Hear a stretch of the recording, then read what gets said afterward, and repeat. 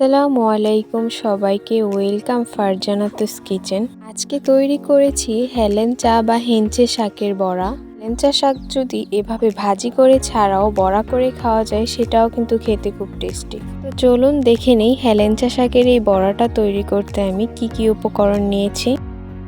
এখানে নিয়েছি 1 আটি পরিমাণ হেলেঞ্চা শাক। এই হেলেঞ্চা শাকগুলোর আগা থেকে নরম অংশগুলো বেছে নিয়েছি। এবার এই শাকগুলোকে আমি ভালো করে ধুয়ে কুচি কুচি করে কেটে নিয়ে আসছি। নিয়ে এসেছি হেলেঞ্চা কুচানো শাক, বটি দিয়ে কুচি করে নিয়েছি। এখানে নিয়েছি 2/3 পরিমাণ মসুরের ডাল বাটা। মসুরের ডালগুলোকে 1 ঘন্টার মতো ভিজিয়ে রেখে তারপর ভালো করে ধুয়ে আমি ব্লেন্ড করে নিয়েছি। লাগবে আধা কাপ পরিমাণ পেঁয়াজ কুচি। আপনারা এখানে পেঁয়াজের পরিমাণটা বেশিও দিতে পারেন আপনাদের ইচ্ছা মতো। নিয়েছি 4-5টি কুচনো কাঁচামরিচ, যে যেমন ঝাল খান সেই অনুযায়ী কাঁচামরিচ দিয়ে দিবেন। নিয়েছি 1/4 চা চামচের মতো হলুদের গুঁড়ো। নিয়েছি স্বাদ মতো লবণ, এখানে নিয়েছি 1 চা চামচের মতো লবণ। এবার সবগুলো উপকরণ আমি ভালো করে মিশিয়ে নিব।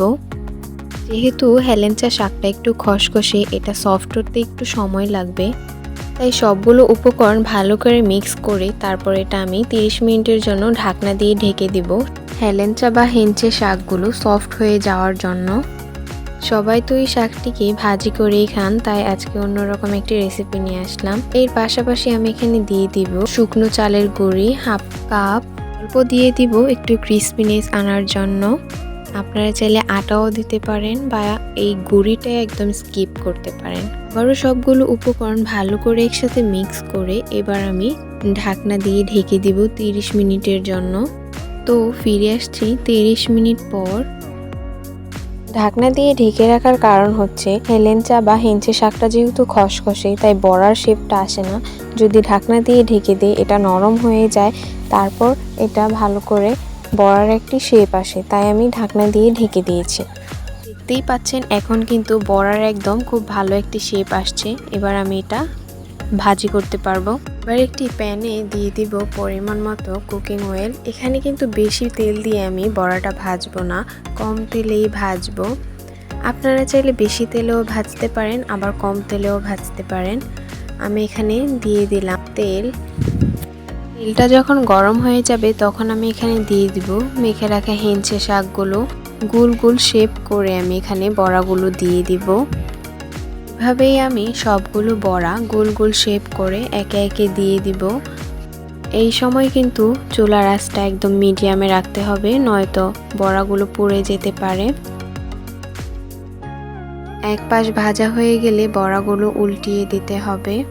বড়াগুলোর 2 পাশেই ব্রাউন কালার করে ভেজে নিতে হবে। এভাবেই আমি আমার সবগুলো বড়া ভেজে নিব। এভাবেই খুব সহজে হেঞ্চে শাক দিয়ে বিকেলের স্ন্যাক্স হিসাবে আপনারা এটা খেতে পারেন। আর সকালে এটা ভাতের সাথেও খাওয়া যাবে, আপনারা ভাতের সাথেও এটা খেতে পারবেন। বিকেলে 1 কাপ চায়ের সাথে পকোড়া খেতে কিন্তু দারুণ ভালো লাগে, তাই আপনারা এই হেলেঞ্চা শাকের বড়াটা খেতে পারেন। আমার চ্যানেলে আরও বড়ার রেসিপি আছে, আপনারা চাইলে তা দেখতে পারেন। এই তো আমার সবগুলো বড়া ভালো করে ভাজা হয়ে গেছে। এবার আমি বড়াগুলো উঠিয়ে নিব। আপনাদের যদি আমার এই রেসিপিটা ভালো লাগে তাহলে অবশ্যই লাইক, কমেন্ট, শেয়ার এবং সাবস্ক্রাইব করবেন এবং আমার পাশেই থাকবেন এমন নতুন নতুন ভিডিও দেখার জন্য। ধন্যবাদ সবাইকে আমার ভিডিওটি দেখার জন্য। সকলেই ভালো থাকবেন, সুস্থ থাকবেন। আল্লাহ হাফেজ।